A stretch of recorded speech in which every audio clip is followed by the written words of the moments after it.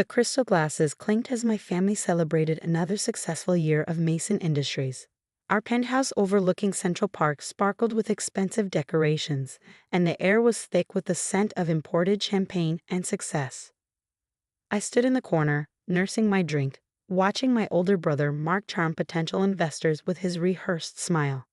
My younger sister Victoria flitted between social media influencers, her designer dress catching the light. Our parents, Richard and Elizabeth Mason, held court near the grand piano, basking in their children's perceived successes. Well, two of their children anyway. Olivia, my mother's voice cut through my thoughts. Stop hiding in the corner. The Henderson's son is here. He's a successful surgeon now. I sighed. Mom, I told you, I'm not interested in. Of course you're not interested, she hissed, maintaining her perfect smile. You're never interested in anything that could actually benefit this family. Before I could respond, my father clinked his glass, gathering everyone's attention. Thank you all for joining us this New Year's Eve. As we close another record year at Mason Industries, I'd like to acknowledge those responsible for our success. I knew what was coming, the same speech as every year. Mark, my son, whose brilliant financial strategies have increased our profits by 30%. Applause filled the room. Mark bowed slightly, though I knew his brilliant strategies mostly involved laying off longtime employees and cutting corners on quality. Victoria, my princess, whose social media presence has made Mason Industries the most talked about luxury brand. More applause. Victoria beamed, conveniently forgetting to mention the paid bots that inflated her follower count. Then my father's eyes landed on me, his expression hardening slightly. And Olivia. The silence was deafening. Speaking of Olivia, my mother stepped forward, her smile not reaching her eyes. Darling, why don't you tell everyone about your latest project? I straightened my spine. Actually, I've been developing a new sustainable manufacturing process that could revolutionize. Still playing with your little experiments? Mark interrupted, laughing. When are you going to grow up, sis? Mark's right, my father said, his voice carrying across the now quiet room. It's time we address this. You're 28, Olivia, and what have you accomplished? Nothing but wasted resources and embarrassing failures. I felt the room's eyes on me, saw the pitying looks, the barely concealed smirks. Richard, my mother touched his arm. Perhaps this isn't the time. No, it's exactly the time, he continued, alcohol making him bolder. You're like a lost puppy, Olivia. Always following around with your ideas, begging for attention, for approval. But you know what happens to strays that can't find their way? They get left behind. The room had gone completely silent now. Even Victoria had stopped taking selfies. Dad, I started, but he waved me off. I'm done supporting your pointless experiments. As of tonight, your access to company resources is revoked. Your trust fund is frozen. It's time you learn to survive in the real world. But my research is worthless, he spat.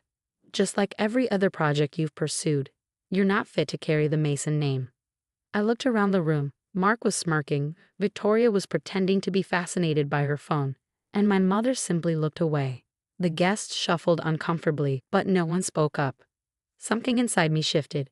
Years of doubts, of trying to prove myself, of believing I needed their approval. It all crystallized into perfect clarity. I placed my glass down carefully on the nearest table. You're right, Dad. I'm not fit to carry the Mason name. Because unlike the rest of you, I actually want to create something meaningful. How dare you, he started, but I cut him off. You want to cut me off?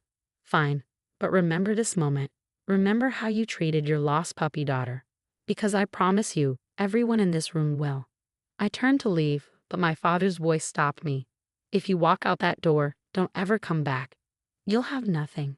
No money, no connections, no future.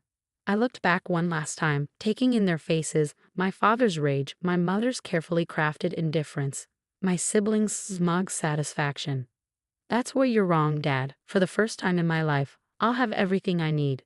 I walked out of the penthouse to the sound of whispers and my father's angry calls. As the elevator doors closed, I pulled out my phone and made a call. Dr. John, it's Olivia. Remember that offer you made about my sustainable manufacturing process? I'm ready to discuss terms. As I stepped out into the crisp New Year's Eve air, I smiled. They thought they were abandoning a lost puppy. They had no idea they'd just unleashed a wolf. And in exactly 1 year, they'd understand exactly what they'd lost. 6 months after that fateful New Year's Eve, my worthless sustainable manufacturing process revolutionized the industry. Dr. John's investment firm had recognized its potential immediately, something my family had been too arrogant to see. I sat in my new office at Jong Innovations, watching business news coverage of Mason Industries' latest scandal. Their factories had been caught violating environmental regulations, Mark's cost-cutting measures coming back to haunt them. "Miss Mason," my assistant Sarah poked her head in. "The Reuters reporter is here for your interview." I smiled. "It's just Olivia Chen now. I filed the name change last week." The reporter, David Wells, was exactly what I expected: sharp eyes and sharper questions. "Your sustainable manufacturing process is being called the biggest innovation in the field this decade. What inspired you?" "I saw an industry desperate for change," I replied, thinking of the toxic waste I discovered in Mason Industries reports. "Someone needed to step up. And the timing? Your former family's company is facing serious environmental violations. Any connection?" I kept my expression neutral. I prefer to focus on solutions rather than competitors' problems. The interview continued, but my mind drifted to the encrypted email I'd received that morning from Victoria's former assistant. Apparently, my sister's social media empire was built on more than just bot followers. She'd been accepting payments to promote counterfeit luxury goods. The evidence sat safely in my private server, waiting for the right moment. After the reporter left, Dr. Jung entered my office. At 65, she carried herself with the quiet confidence of someone who'd broken every glass ceiling she'd encountered. "The board approved your proposal," she announced. "We're expanding into luxury goods manufacturing." I nodded, trying to contain my excitement. "And the partnership offers?" "3 major brands want exclusive rights to our sustainable process." She paused. "Mason Industries also reached out." Of course they had. Their stock had dropped 30% after the environmental scandal. "What did you tell them?" "That they should contact our head of innovation directly." She smiled. "I believe you're familiar with their management." The next day, my father's name appeared on my caller ID for the first time in 6 months. I let it go to voicemail. "Olivia." His voice was strained, missing its usual authority. "We should talk." "About business. Call me back." 3 more calls followed. Then came the emails, each more desperate than the last. Finally, a text from Victoria. "Dad's going crazy. The board is threatening to remove him. Please just talk to him." I focused on my work instead. Our new luxury goods division was taking shape, built on ethical practices and genuine innovation. Everything Mason Industries wasn't. Then Mark showed up at my office. "Nice place," he sneered, looking around. "Though it's no Mason Industries." "That's the point," I replied, not offering him a seat. "What do you want, Mark?" "We need your manufacturing process. The board's given Dad 3 months to fix the environmental issues, or they're voting him out." Sounds like a personal problem. He leaned forward. "Listen, you've made your point. You're not just a family failure anymore. Now come home, help save the company, and we can all move forward." I pulled up a file on my computer, turning the screen toward him. "Like you moved forward with these factory reports? The ones showing you knew about the toxic waste 3 years ago?" His face paled. "How did you?" "Or maybe like Victoria moved forward with her counterfeit goods scheme. Amazing what people will tell you when you actually treat them with respect." "You wouldn't dare." "I already did." I showed him the morning's financial news on my tablet. Mason Industries stock had dropped another 15% as rumors of the counterfeit scandal began circulating. "You're destroying our family," he whispered. "No, Mark. The family destroyed itself. I'm just refusing to sync with it."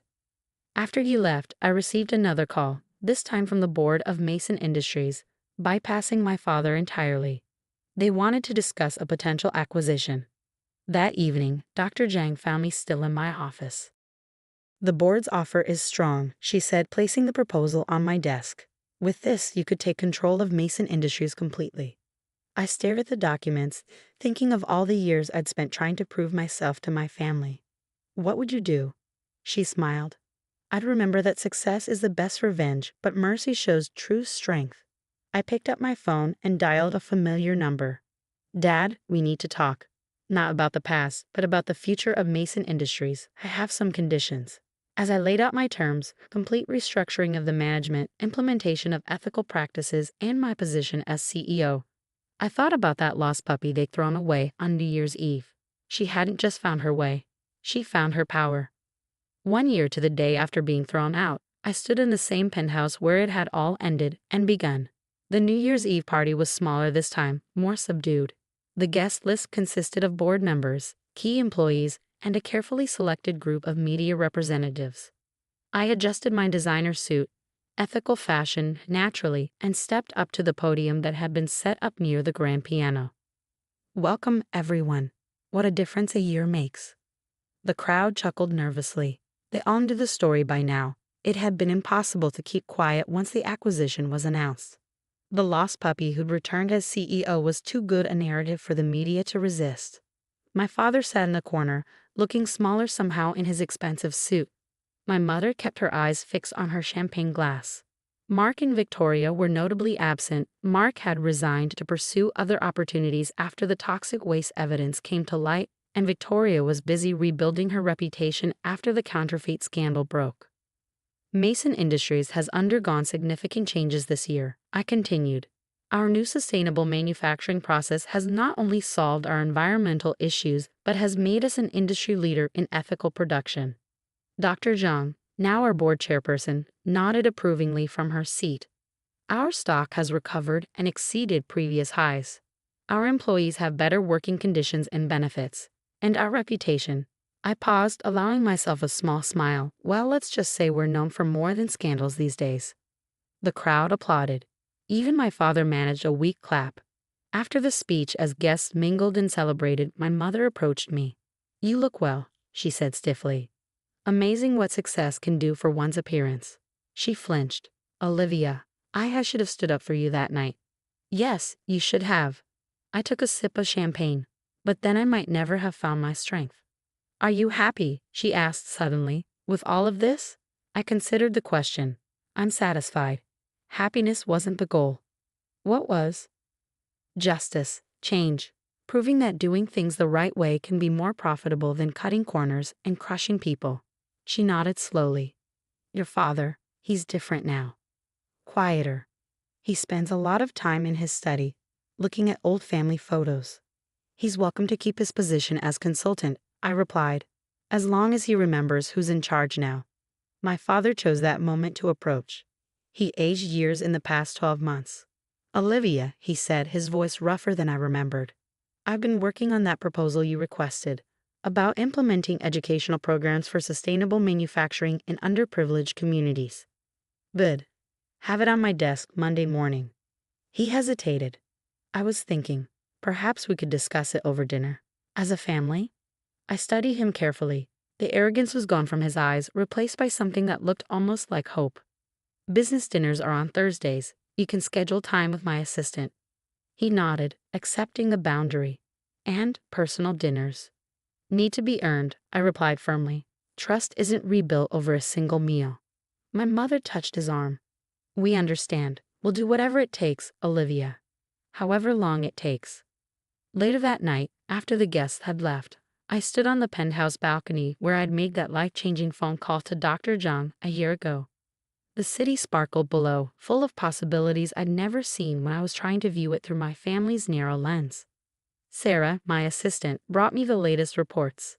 The community outreach program is ready to launch, and Ms. Victoria sent an email requesting a meeting to discuss potential involvement. Tell her to apply through proper channels, like anyone else.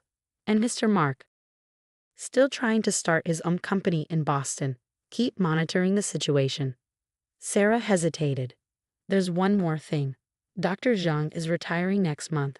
The board is unanimously recommending you for the chairperson position. I smiled, looking out over the city, from lost puppy to CEO to chairperson, but titles weren't what mattered anymore. My phone buzzed with a text from Dr. Zhang. Proud of you, Olivia. You've created something meaningful. And that was it, wasn't it? The thing my family had never understood. Success wasn't about maintaining appearances or accumulating power. It was about creating positive change, about lifting others up instead of pushing them down. The lost puppy hadn't just found her way home. She'd built a better home, one where others could find their way too. As the clock struck midnight and fireworks lit up the sky, I raised my glass to the new year, to new beginnings, to second chances earned, not freely given, to the strength that comes from being underestimated, and most of all, to the lost puppy who'd become exactly who she was meant to be.